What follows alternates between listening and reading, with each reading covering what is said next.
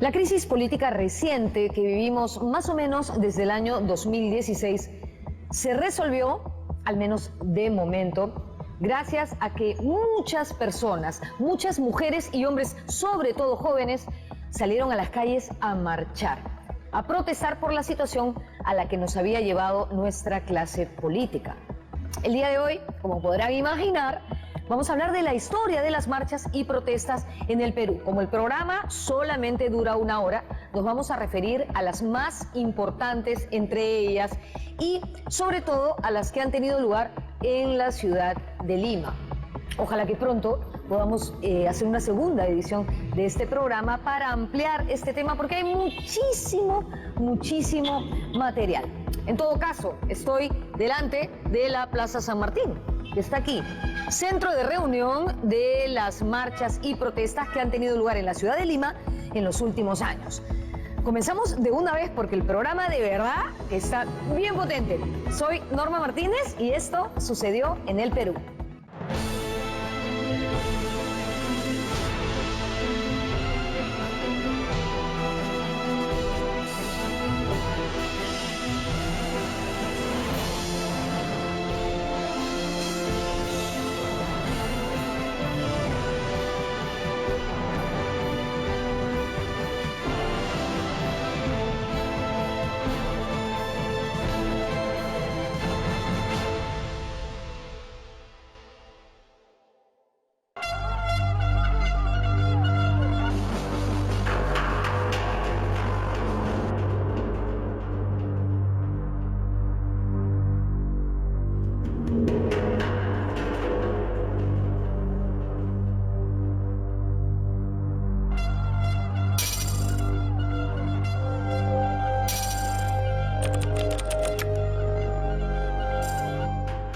En 1858, durante el segundo gobierno de Ramón Castilla, se produjo una protesta laboral, cuyos principales protagonistas fueron los artesanos.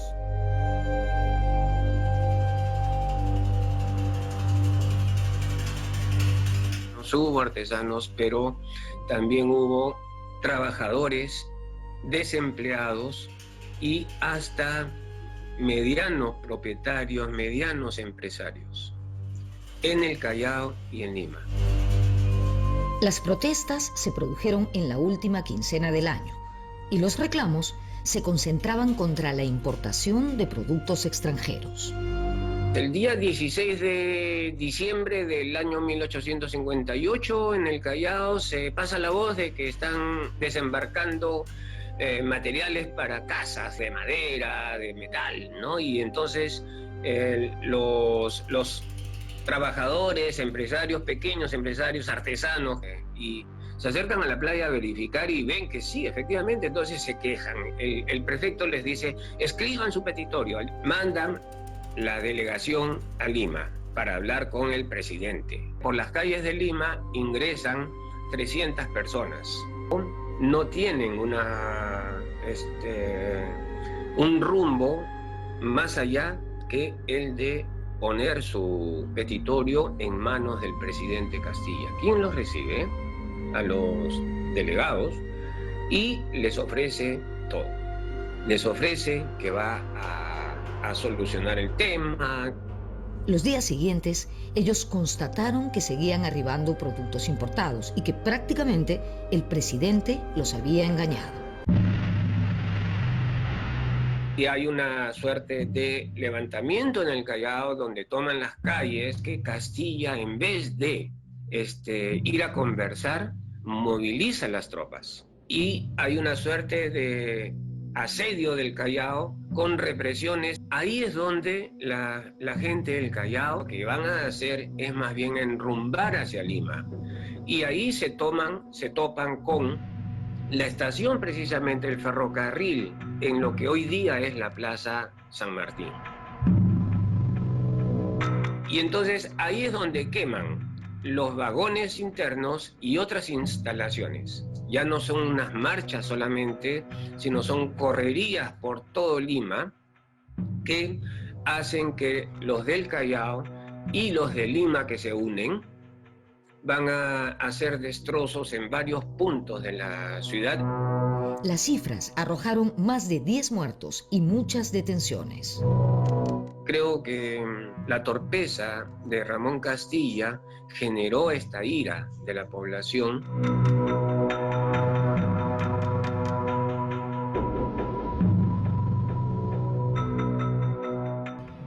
En Lima también se produjeron actos de violencia. Los manifestantes tomaron armerías y el asunto no se solucionó hasta 1859. Y crea, digamos, la Escuela de Artes y Oficios, que era otro de los reclamos de los artesanos, de los productores, tanto empresarios pequeños, medianos, como también de trabajadores. Era capacitarse, tener una salida para capacitarse y poder competir gracias a eso con los artefactos importados. ¿Ya? Y ese es el origen del instituto que después se va a llamar, por supuesto, José Pardo.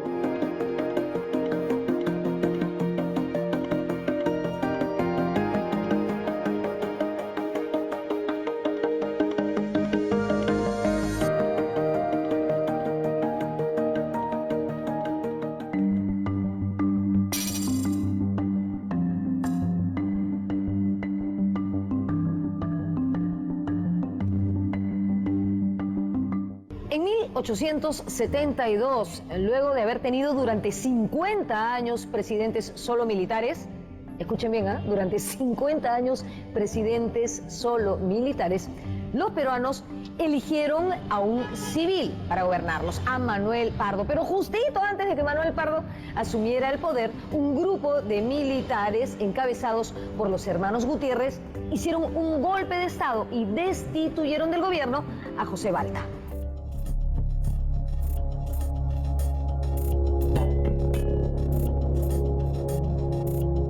Margarita Giese escribe este texto sobre la actuación de las masas protestantes, la actitud y acciones de los hermanos Gutiérrez, militares ellos, que están dando un golpe de Estado. Y el pueblo los rechazó, los persiguió, los capturó y los ejecutó. Los hermanos Gutiérrez eran 4. El problema, para ellos, era que solo tenían el apoyo de una facción del ejército. Y lo que es peor, el pueblo estaba contra ellos. Tanto así que en medio del golpe, uno de los hermanos fue asesinado por un civil. Después, todo se salió un poco de las manos y los hermanos Gutiérrez terminaron cometiendo el que sería su peor error: asesinar al presidente Balta.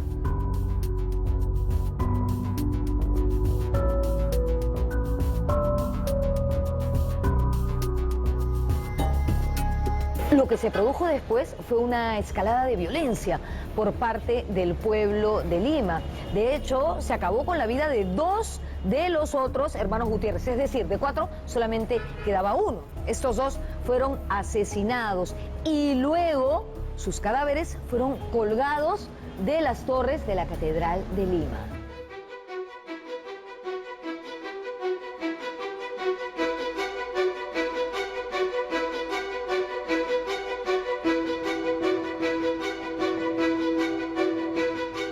Interesante esta publicación, muestra a una población enardecida.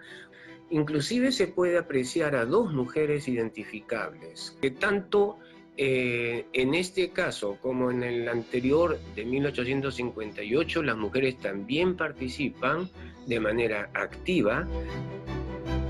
En 1909, cuando Leguía era presidente por primera vez y Guillermo Billinghurst era alcalde, se produjeron una ola de protestas y revueltas. Es una revuelta contra la presencia de trabajadores chinos, a los cuales se les responsabilizaba por la falta de trabajo. Pero hay otra motivación que incluso está desde el siglo XIX, que es por los precios de los alimentos. Por un lado, se produjeron una serie de protestas callejeras y ataques contra la población china. Y por otro lado, el alcalde Billinghurst clausuró el callejón Otaiza, donde vivía gran cantidad de ciudadanos chinos. ¿Qué es lo que ocurre? Que los chinos son desalojados a la fuerza y Billinghurst, proponiéndose o no, logra las simpatías populares que acuden al lugar a felicitarlo y a lanzar vítores, porque están interpretando que está dándoles un castigo a los chinos. A partir de ahí se producen movilizaciones, marchas, hay una fuerte explosión de saqueos a tiendas chinas, tiendas, zapaterías, incendios. Al final, las manifestaciones produjeron resultados. Lograron la negociación y el gobierno se pone a iniciar una serie de acciones para fomentar el empleo, que no tienen otro nombre que las inversiones públicas, donde van a tener trabajo muchos que estaban en el sector de albañilería. Las luchas por los derechos laborales en nuestro país se iniciaron a finales del siglo XIX y a comienzos del siglo XX, en 1904, se produjeron las primeras huelgas en el Callao por trabajadores que exigían su derecho a trabajar solamente 8 horas al día. Y en enero de 1919 se logró la firma del decreto por las 8 horas. Luego de esa victoria en las calles, las mujeres se organizaron en el Comité Femenino Pro Abaratamiento de las Subsistencias. La escasez de alimentos es terrible y a esto se suma la especulación. Uno de esos días hacen una gran marcha en Lima que reúne más o menos a 20.000 personas. Una de ellas se forma un mitin femenino. Hay enfrentamientos con la policía y, en fin, unos conatos muy fuertes. Esa fue probablemente la primera manifestación feminista en las calles de Lima.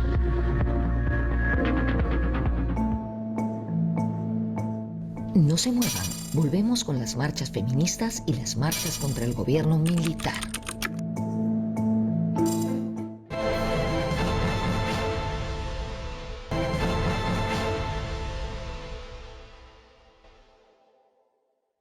En 1923, durante el oncenio de Leguía y antes de su primera reelección, se promovió la consagración del Perú al corazón de Jesús. Bueno, pues, el 23 de mayo de ese mismo año, un conglomerado de estudiantes y obreros, entre los que se encontraba nada menos que Víctor Raúl Haya de la Torre, se opuso a esta consagración argumentando que el Perú era un estado laico con libertad de culto y de pensamiento.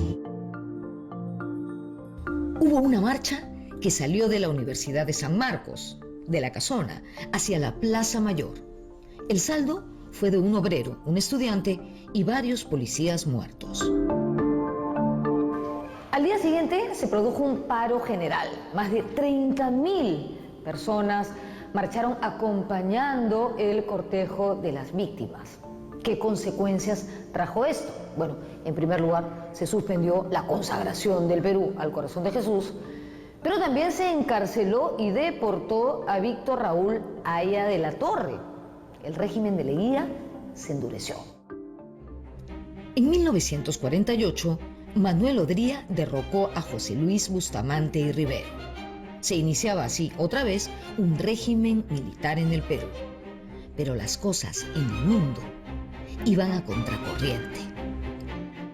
Después de la Segunda Guerra Mundial, Estados Unidos está impulsando una ola democratizadora. Por eso que empiezan a combatir a las dictaduras. Debido a la presión internacional, en 1950, Odría convocó a elecciones. Pensando que las va a ganar y tramando un fraude. Pero de pronto los sectores democráticos de Arequipa lanzan la candidatura del general Montañez. Odría ya lanza el veto. Paralelamente, en Arequipa se produce una protesta de los estudiantes del colegio que siempre eran muy combativos. Las fuerzas policiales hicieron un mal uso de sus facultades y dieron como resultado la muerte de un estudiante. Esto indignó por completo a la población y se levantó en protesta el movimiento sindical del Partido Comunista, y todos se suman a la protesta, al paro, toman armas, en fin, hay una serie de acciones que ya van configurando una situación de rebelión, por lo que la respuesta de Odía fue mucho más brutal, ¿no? En ese contexto, se recurrió a la figura del demócrata Francisco Mostajo, antiguo líder del Partido Liberal e ilustre dirigente arequipeño. Y en el año 50 él es convocado, requerido por esta coalición para que encabece, pero esto termina en una gran represión y ahí acaba el movimiento. En 1969, durante el gobierno militar de Juan Velasco Alvarado, se emitió un decreto que eliminaba la gratuidad de la enseñanza para los que desaprobaran un curso o más. Evidentemente, esto no le gustó a nadie, y en Huanta, Ayacucho, se produjo una fuerte protesta encabezada por campesinos, profesores y estudiantes. El saldo trágico de esta protesta fue de más de 20 muertos y muchísimos desaparecidos. Finalmente, el 24 de junio, el mismo día que se implantó la reforma agraria, se restituyó la gratuidad de la enseñanza.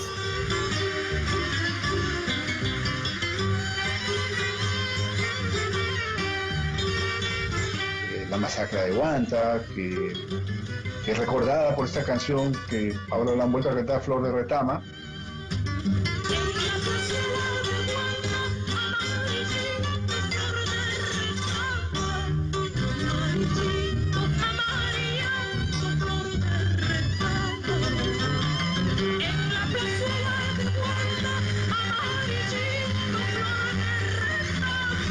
En 1973 se produjo una protesta que se convertiría en un referente de la segunda etapa del movimiento feminista en el Perú. En abril de ese año, cerca de 100 mujeres salieron a las calles e hicieron un plantón delante del Hotel Sheraton protestando contra el concurso Señorita Verano 1973.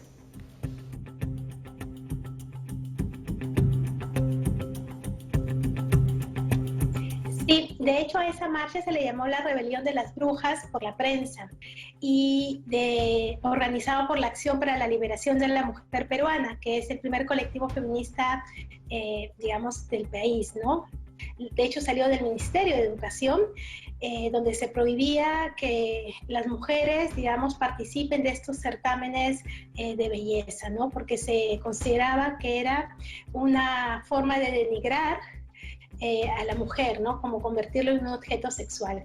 Pero duró esta conquista, para estas feministas, duró solo 3 años. Pero lo importante es lo que deja como lección. Las décadas de 1970 y 1980 fueron años de gran cantidad de marchas, protestas, paros y movilizaciones. Las de 70s y 80s, que eran movilizaciones alentadas por movimientos sociales organizados asociativamente, corporativamente, del tipo sindicatos, federaciones campesinas, organizaciones de maestros, movilizadas alrededor de la reivindicación de sus derechos y fuertemente movilizadas frente y contra al gobierno militar. Las movilizaciones más significativas fueron las que se dieron alrededor de los paros nacionales de 1977 y 1978, en donde sin duda la columna vertebral era la central sindical, la Confederación General de Trabajadores del Perú.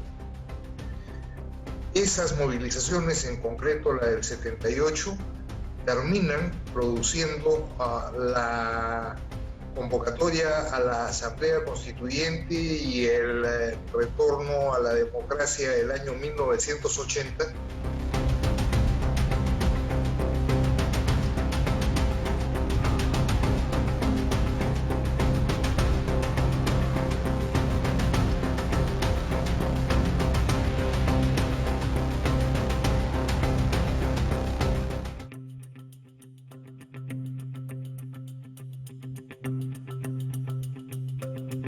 En los 80, ¿no? El contexto es un contexto de crisis, hiperinflación, violencia de sendero, y ahí los que están protestando generalmente son personas que tienen una conexión con el mercado laboral, es decir, sindicatos, trabajadores, obreros, ¿no? Y la forma como protestan es a través de huelgas.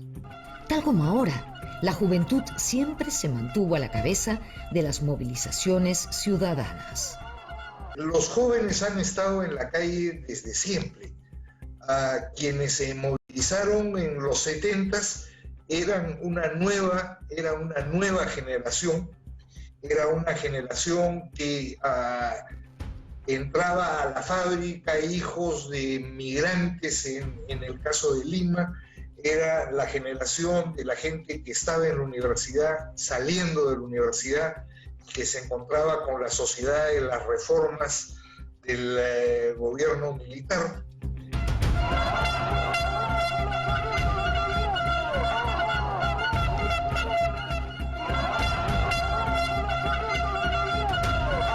Las redes sociales, Instagram, Facebook y WhatsApp han sido el medio por los cuales nosotros nos hemos organizado, ¿no? Nosotros y otros grupos creaban posts con mensajes súper pequeños, exactos y directos, que podíamos ponerlo en el feed del Instagram, y entonces son como imágenes cortas, concretas.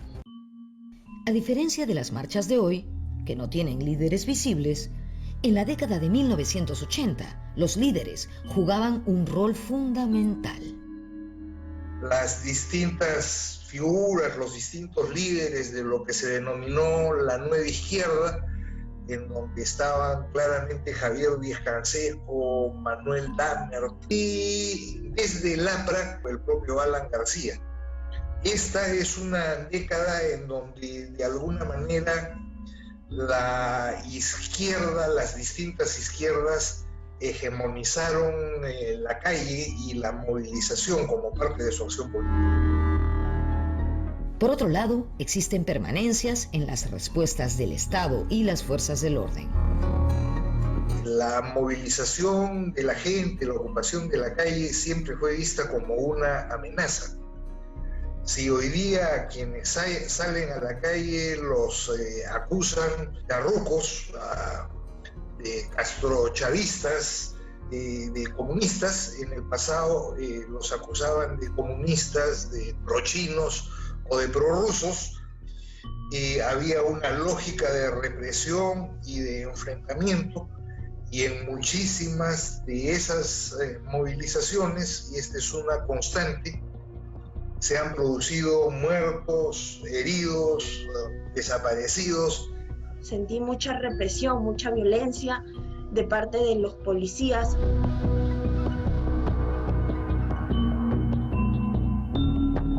Sin motivo, a veces sentía como que si decir una posición, una postura, era tipo un delito. Seguir y sostener, eso era lo que teníamos que hacer, sostener y resistir. Si bien la lucha de las mujeres por sus derechos civiles es antigua, la conquista femenina de las calles es más bien reciente. O sea, las mujeres en nuestra historia, sobre todo al comienzo del siglo XX, empezaron a luchar por ciertos derechos civiles, como el voto en las municipalidades, que se reconoció en 1933, pero que recién se hizo efectiva en 1966. Y ya después, más bien en los años 70, uno puede visualizar cómo las mujeres más bien de clase media, politizadas, salen incluso a las calles a reclamar por derechos de las mujeres, que se aúna a movimientos feministas.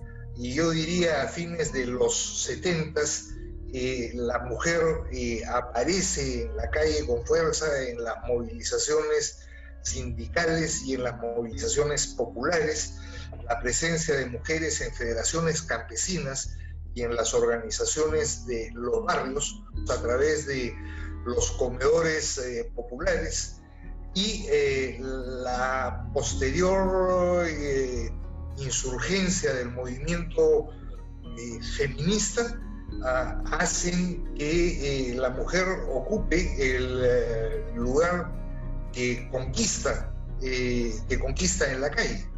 Ese es, digamos, uno de los procesos más significativos de democratización en el mundo social que se puede constatar en la calle.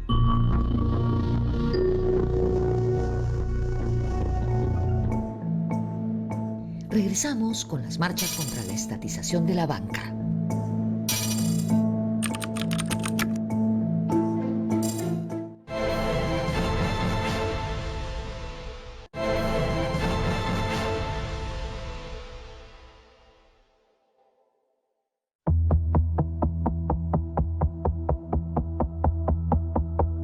Durante el primer gobierno de Alan García, en el año 1987, se anunció la estatización de la banca. Y esto produjo una serie de protestas encabezadas por el escritor que entonces nacía apolítico, Mario Vargas Llosa.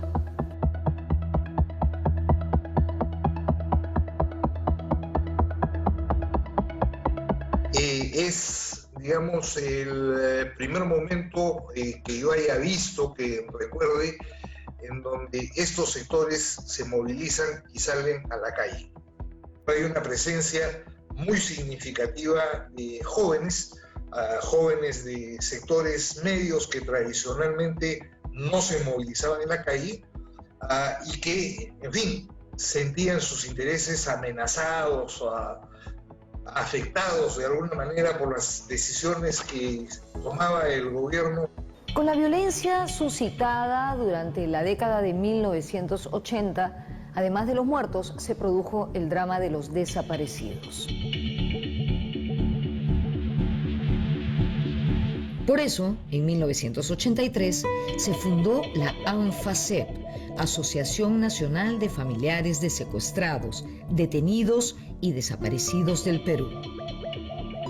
Una de las artífices de la ANFACEP fue Angélica Mendoza, conocida como Mamá Angélica, quien lamentablemente perdió a su hijo en julio de 1983.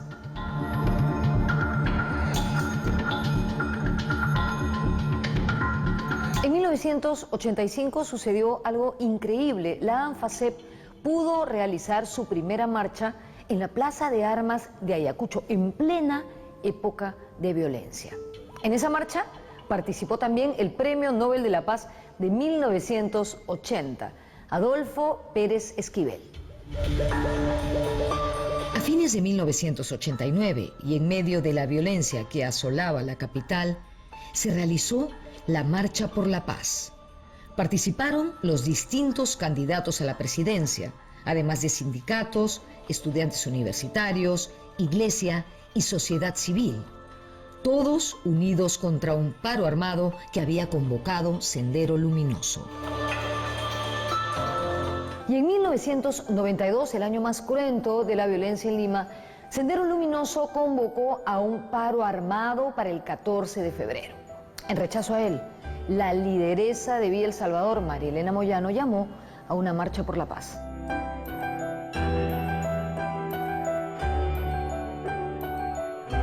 Lamentablemente y dolorosamente, al día siguiente Sendero decide asesinarla y se perdió una importante lideresa de Villa El Salvador.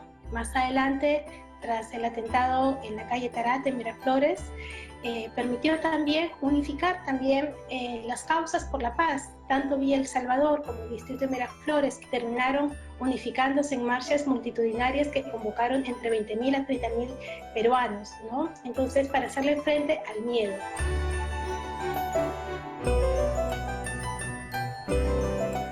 En En 1995 se produjo en el Parque Kennedy, en Miraflores, el primer plantón, el primer llamado de atención de la comunidad LGTBI en nuestro país. Más adelante, en el año 2002, se produjo la primera marcha del orgullo gay que reclamaba igualdad de derechos para la comunidad.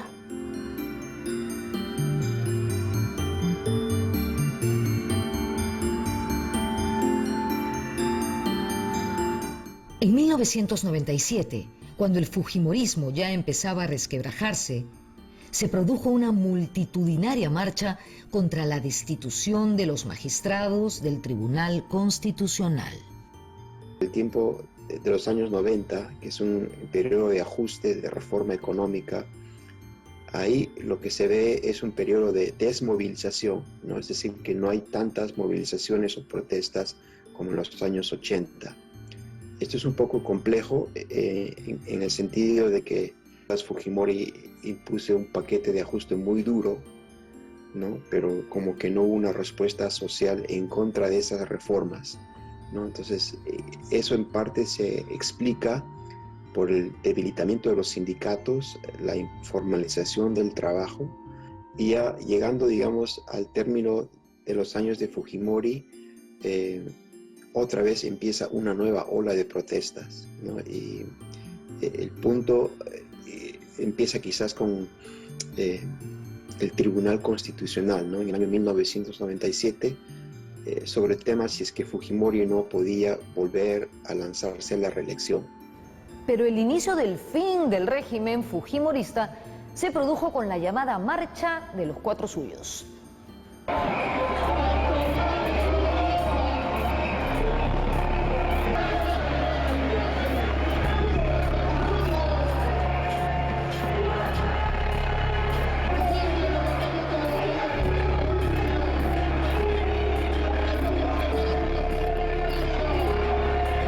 Las columnas vertebrales eran el movimiento sindical, a organizaciones sociales de mujeres, sindicatos de profesores y a organizaciones campesinas que se movilizaron en todo el país y que finalmente marcharon sobre Lima en confluencia, hay que decirlo, con organizaciones político-partidarias. La Marcha de los Cuatro Suyos había sido la marcha más grande de la historia del Perú, ¿no?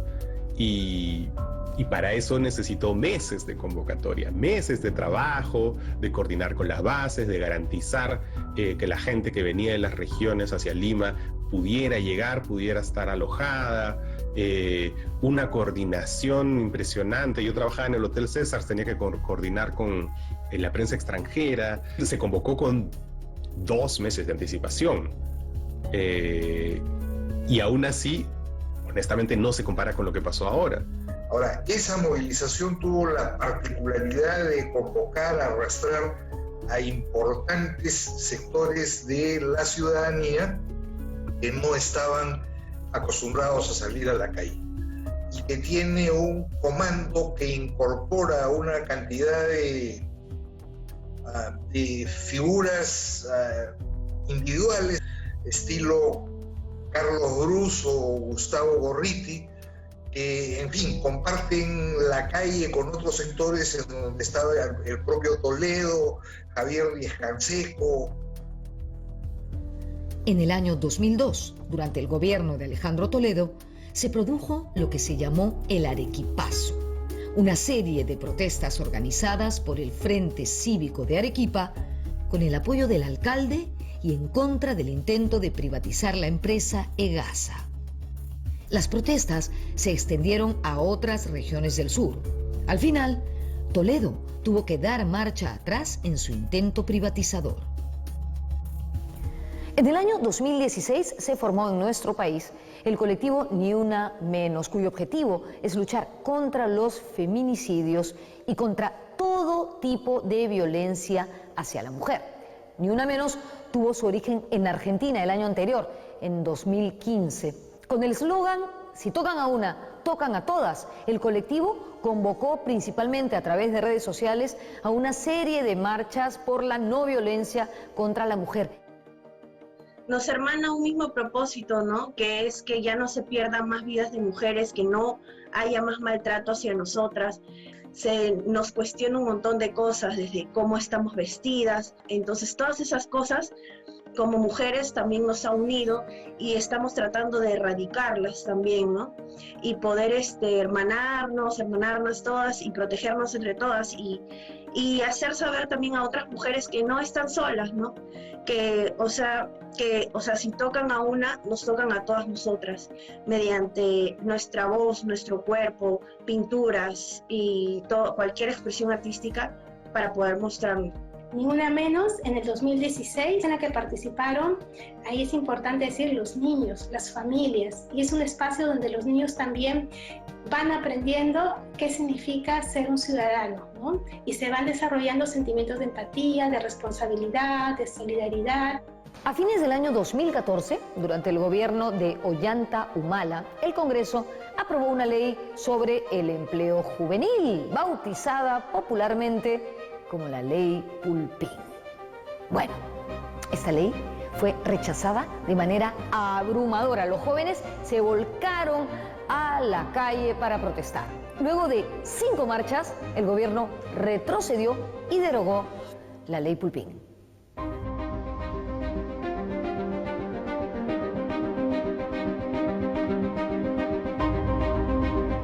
Es curioso porque mientras parte de la opinión pública los denominaba, yo creo, de una manera negativa, pulpines, lo que estamos viendo ahora es a esa misma generación y probablemente una generación más abajo. Se trata de personas que son denominadas los centennials, ¿no? Personas que en verdad nacen a partir de los años entre 1980 y unos años más, que están en verdad vinculados con el concepto de nativo digital, alguien que nace consumiendo el tema digital y los instrumentos de la digitalización. Entonces, de los pulpines a los centennials peruanos o a los denominados ahora generación del Bicentenario, ha habido un enriquecimiento muy positivo en cuanto a la percepción de su empoderamiento.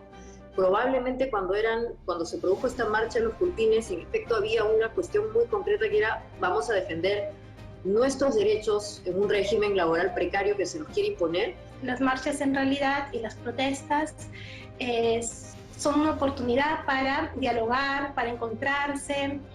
Las calles hace que la gente tenga, al menos en ese momento, la ilusión y la sensación de que pertenece a un colectivo, que pertenece a una nación y que en ese momento son todos iguales. Volvemos con lo último del programa, las históricas marchas de noviembre 2020.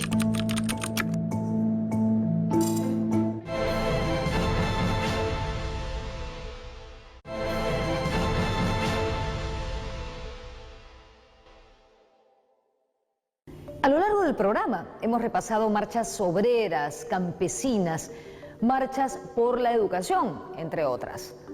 En el nuevo siglo, lo que presenciamos es que la gente sale a las calles a marchar contra la violencia hacia la mujer, contra la corrupción, por la democracia y por la defensa de derechos igualitarios para todos.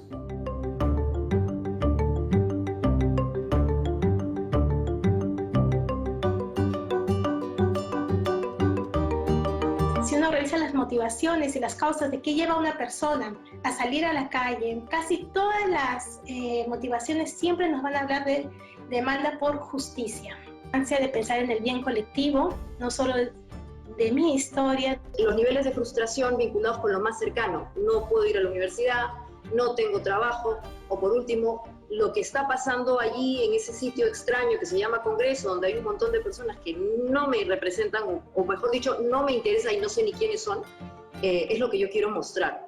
De a poco tú te vas cargando también de lo que pasa desde lo económico, en la salud, que en la televisión también sale cómo es que están los hospitales. Entonces, todas esas cosas creo que carga a la gente, y ahora esa crisis política, marchábamos por una mejora en el Perú, por un Perú más justo, sin corrupción.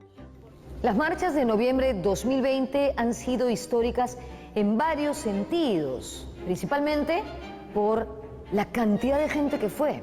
el alcance que tuvieron y la rapidez con que se organizaron.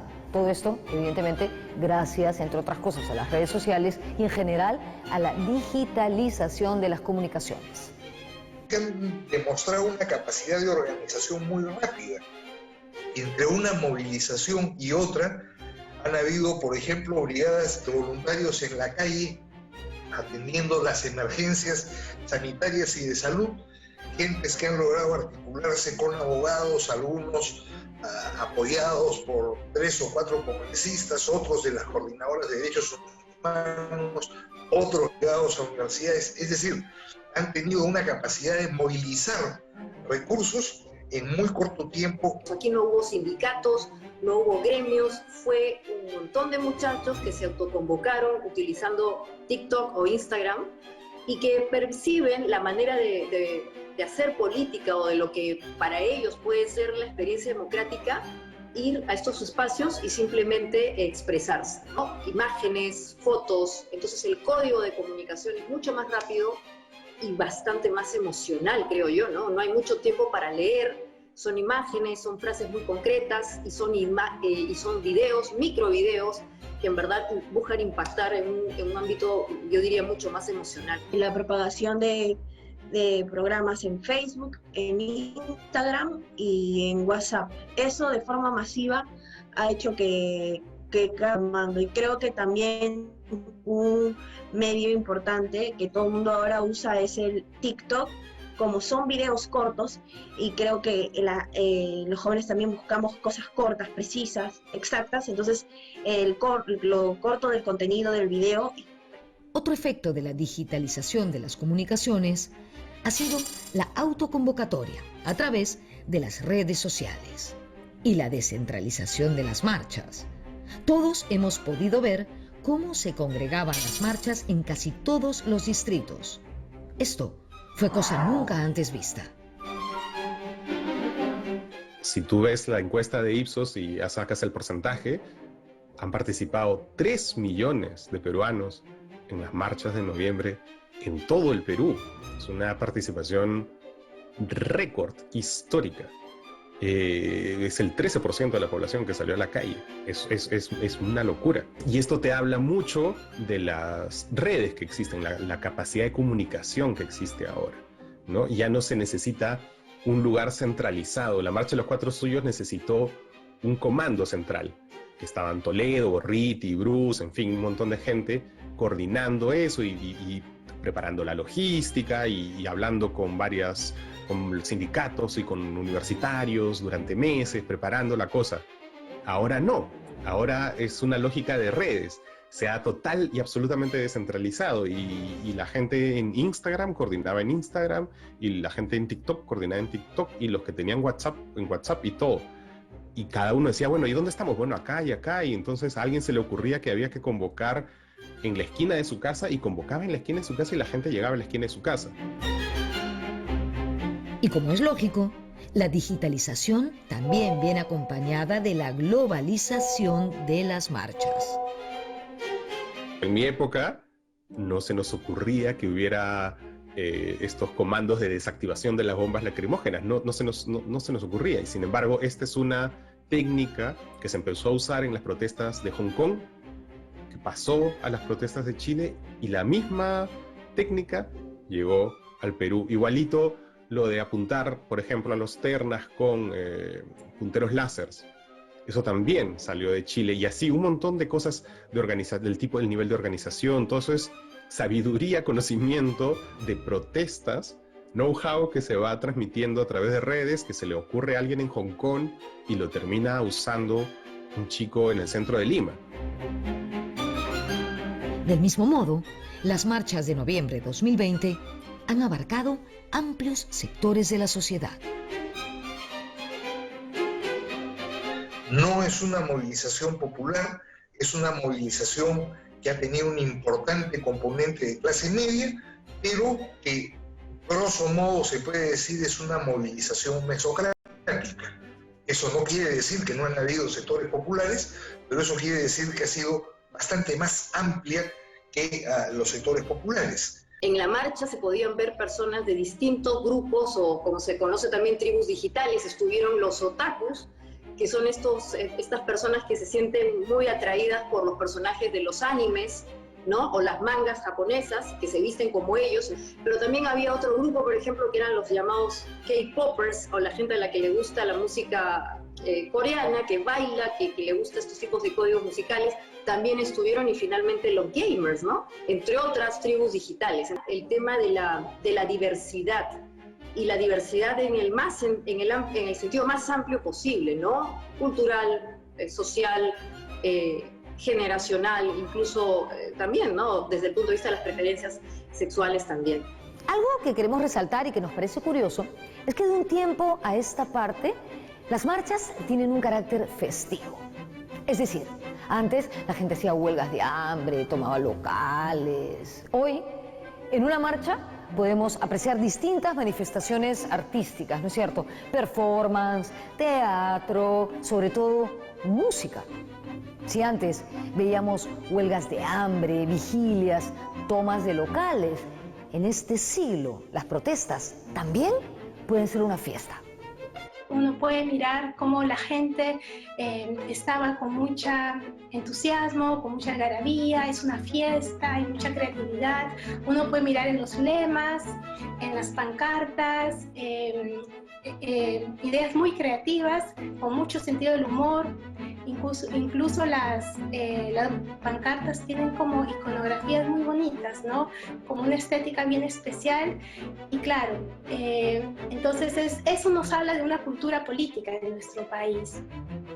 Claro, utilizamos el arte como medio expresivo, ¿no?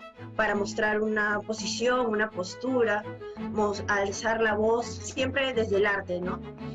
Con la danza, con cantos, con música, con todo. Y yo lo que veía en la marcha era mucha fiesta.